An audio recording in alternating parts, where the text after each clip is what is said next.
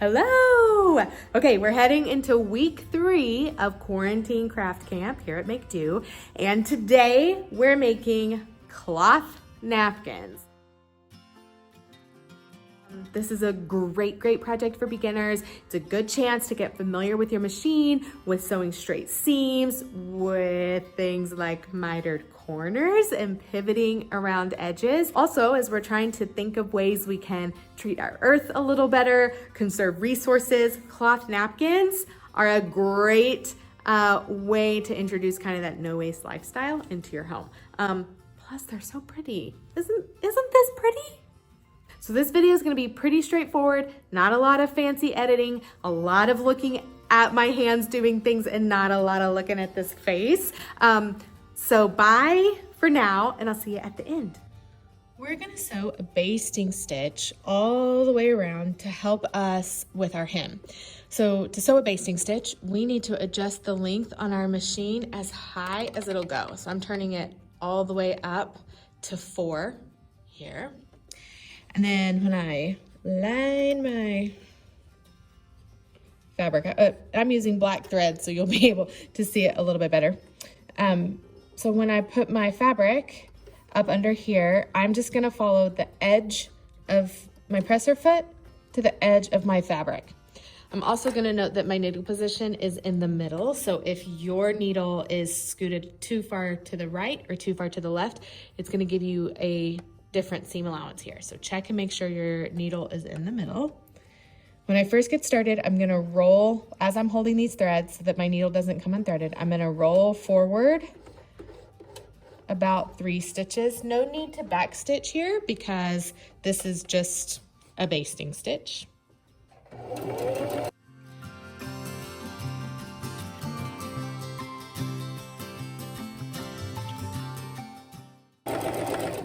One option that you have is just to run all the way off the edge and then start fresh, or we can pivot.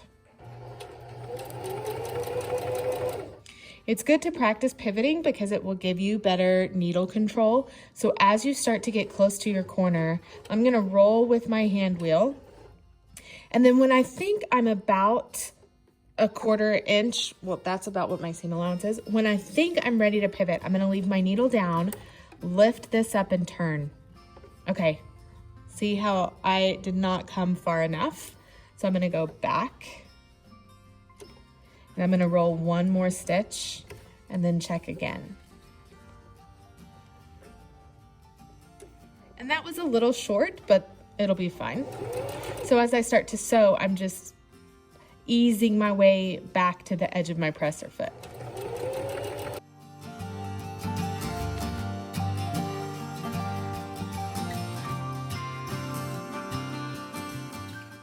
Again, at the corner to pivot, I roll with my hand wheel and then I check, and that was just about perfect. Something to keep in mind as we're rolling, because our stitch length is so big, you're not gonna have as much control as you would when you have a shorter stitch length, just because your needle's gonna be moving more each time. So you might have a hard time getting exactly in the corner where you wanna be.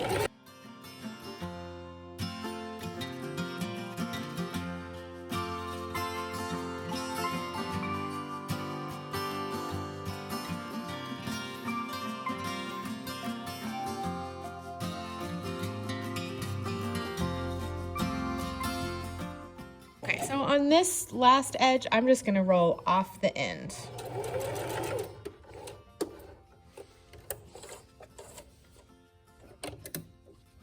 Okay, now we need the iron. So I'm using a solid just so you can kind of see all of this a little bit better. So I don't have a right side and a wrong side. Let me grab one I've already done. So this is the right side of my fabric, and here is the wrong side of my fabric. It's hard to tell because the pattern is so bright, but wrong side, right side. So you want to lay your fabric now on your iron wrong side up, so that as we fold our hem over, you're starting to see the right side. There are two ways that you can do your corners. You can do a simple fold and just let them overlap, or we can get a little fancy and do a mitered fold where you will have like the corners will meet in a little 45-degree miter. So the simple fold is easy. So I'm gonna show you what it would look like real quick if we were to just, and we would use the iron and hold all of this down. So there's no mitered edge there. It's just one edge wrapping over to the front. But we're up for a challenge. Let's get these cut off. So I'm gonna show you how to tackle the mitered edge. On our first side is a little different because we're gonna ignore this corner over here, okay? What I am gonna do is go ahead and use this basting stitch here as a guide for where I'm gonna fold my fabric up first. So you can see I'm folding it up with the right along the edge of that basting stitch. I'm gonna grab my iron and press that flat. So now to get hem this raw edge, get it tucked inside our hem, we're gonna fold it up again.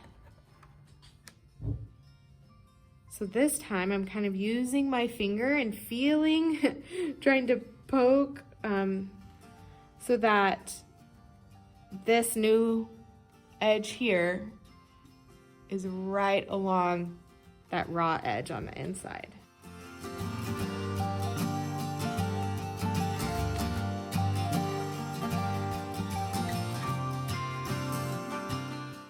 I'm gonna take a few pins and pin this down. Again, I'm not going all the way to the corner because we will finish that when we work our way around. But as I'm pinning this down, I want the head of my pin to be coming towards the left. So as I sew, it will be easy to pull that pin right out. So maybe easier, because I'm right-handed, it's easier for me to turn this around to pin it. Just gonna stick a few pins in here because I need this corner to be free. So here's the side we just did. I've turned it. We've left this nice and open, and I'm gonna start at the corner here and do the same thing to the second side.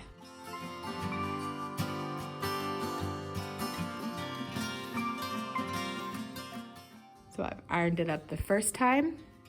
Now we're gonna do that second fold. This time I'm ignoring the corner. We want this part to be flat, this corner here. So I'm gonna start pinning pretty near my corner. Now we'll go ahead,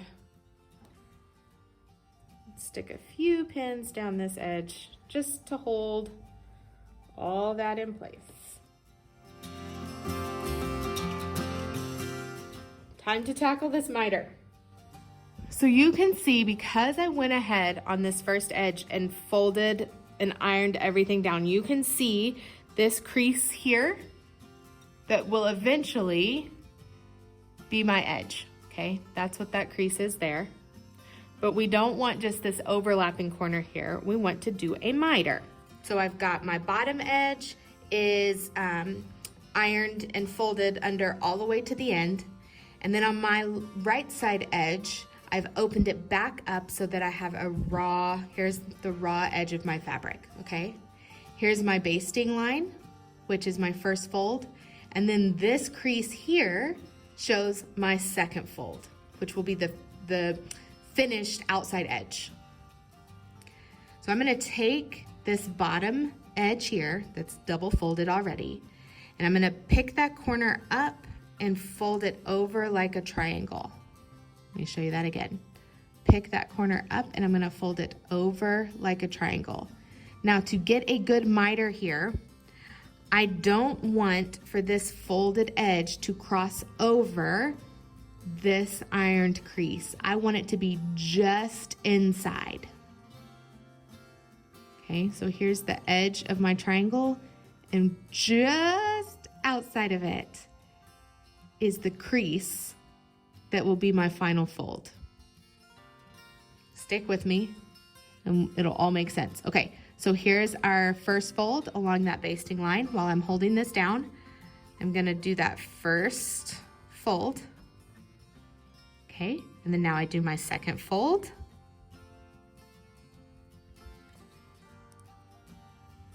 And as I pull everything tight, bam, there's my miter. Now, it might not be perfect, but you're gonna make lots of napkins. You will have lots of practice. This napkin will give you 4 practices. Okay, so there you can see my miter. You can see my basting stitch a little. You can pull these out later if you want. Now, I've got 3 more.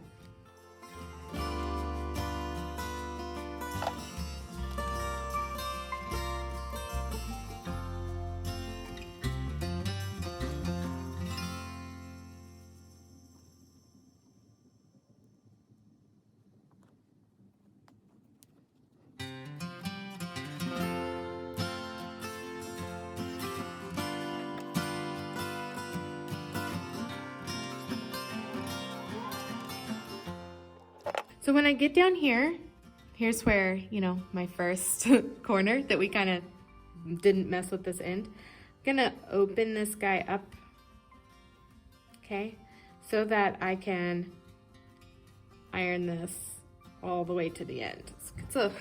Feels a little funny when we get around, but just move it out of the way. And then I still need to do my second fold. And again, on this right corner, this folds all the way up. Down on my left corner, I'm still gonna iron it all the way flat, but we won't pin it that far yet. Let's tackle this corner first. So I leave this folded. We put our little triangle.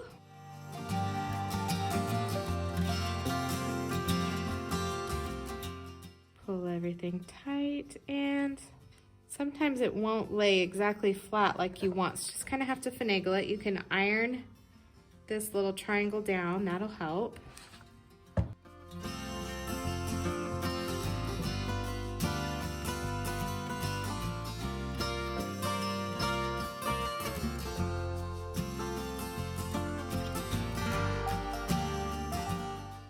This edge was already ironed because this is where I started. Fold my triangle, hold it down. There's my first fold. There's my second fold. Okay, this one, I don't know if you can tell, my miter is not quite lining up. So I need to make that fold a little smaller. There we go, that's better.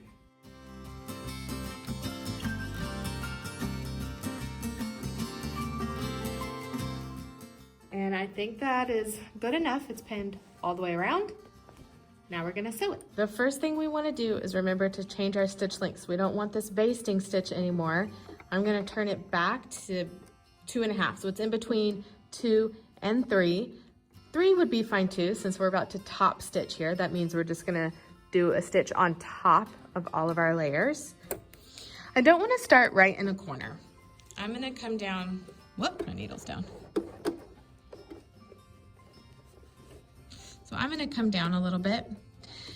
This is where it gets a little tricky. So all of our folds are probably slightly different here, all of our hems. So I can't really tell you where to look on your machine. I can tell you where I'm gonna look on my machine. Let me get my needle rolled down so that it is in place. I'm trying to stitch as close to this edge as I can. So I am going to be looking at this edge and trying to keep it right near my needle. Right now, it also lines up with my presser foot, but it might not always. So this will take a little bit of practice. It's good practice though, because it will help you get comfortable with looking at different places on your presser foot and stitching a straight line. I am gonna roll to start. And again, I'm watching my needle and I'm trying to make it line up right on the edge of this. If you have a wrong side and this is a right side, you will have a lot more contrast here and it'll be a little bit easier to see.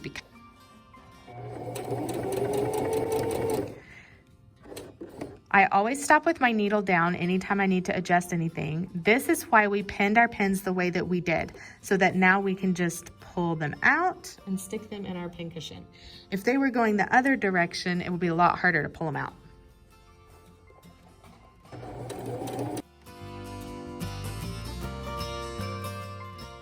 So I'm going slow enough that I feel like I have a lot of control over the direction my fabric is going. It's my job to steer my fabric. So if it starts to veer too much to one side or the other, I can control that. While I'm stopped, I'm gonna go ahead and pull this pin out. I reach my right hand through to the back. I don't know if you can't see what I'm doing, but I'm not pulling the fabric here, but I'm just helping to guide the fabric from the back.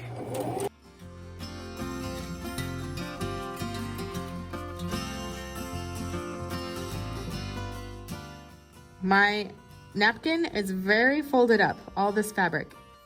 This can be dangerous because if I were to keep sewing, I would accidentally sew this to my fabric. So make sure everything stays out of the way. So as I get into the corner, I should have already pulled that out.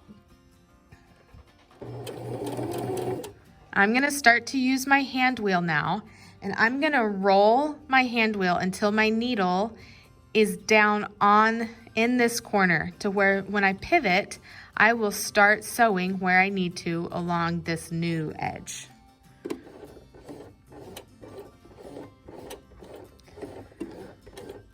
So sometimes I roll, this is what, like 5 times I've rolled, and I think I want to roll one more. If you go too far, that's okay. We just want to make sure we go far enough that now with my needle down, when I pivot, oh, that was perfect. So now this edge here, my new edge, is lined up right where I want it to be here. I'm gonna roll with my hand wheel at least 1 stitch to make sure that when we pivot this corner, everything stays how we want. Sometimes it'll skip that first stitch and you might wanna do a back stitch right there. All right, so everything is good. I rolled a couple stitches and now we're gonna keep sewing.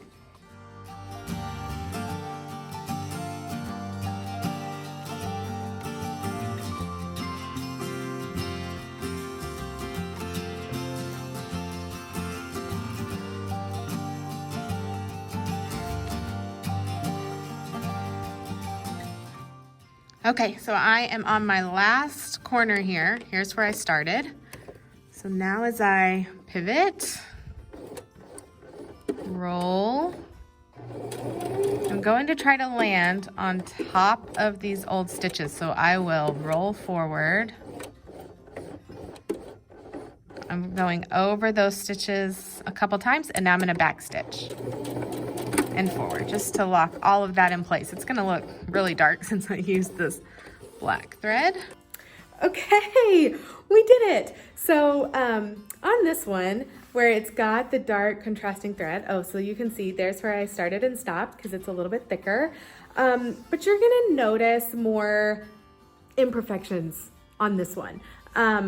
You can see on the back, you can really see where I did my gathering or my basting stitches and my top stitches. I could go back and take that out if I wanted to. But on this one, where there's a pattern, you really can't tell. So where it looks, or where it is imperfect, I can't tell unless I inspect it closely. And if anybody is looking at your napkins that closely, that might be a toxic person. And maybe you need to send them home because we don't need anybody pointing out those imperfections to us. So projects like this are a great way to get comfortable with your sewing machine, to work out any issues that you're having, especially like with tension, or your needle coming unthreaded, or figuring out how to wind a bobbin. These are really great projects to get comfortable using the machine so that you can graduate to things that feel a little bit more complicated. This also, after you make 4 of these, 6 of these, 12 of these, you're gonna get really good at sewing a straight seam, at doing mitered corners, pivoting, all of those things. So this is the perfect time to ditch those paper napkins and make some pretty ones.